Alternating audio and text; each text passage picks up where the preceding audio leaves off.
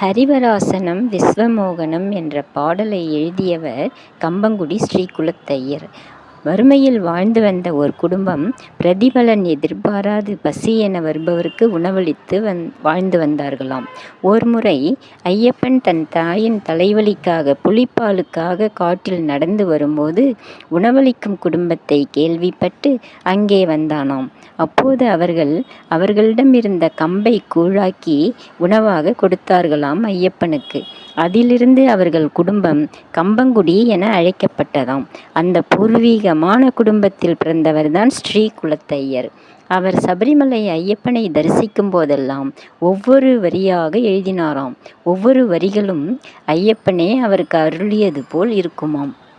இந்த பாடல் ஐயப்பனை உறங்க வைக்கும் பாட்டாக அர்த்தஜாம பூஜை போது நடைச்சாற்றும் பாடலாக ஒலிக்குமாம். இப்பாடல் பாடகர் ஜேசுதாஸ் அவர்கள் தன் இனிய குரலில் தமிழ், மலையாளம் போன்ற மொழிகளில் பாடியுள்ளார்.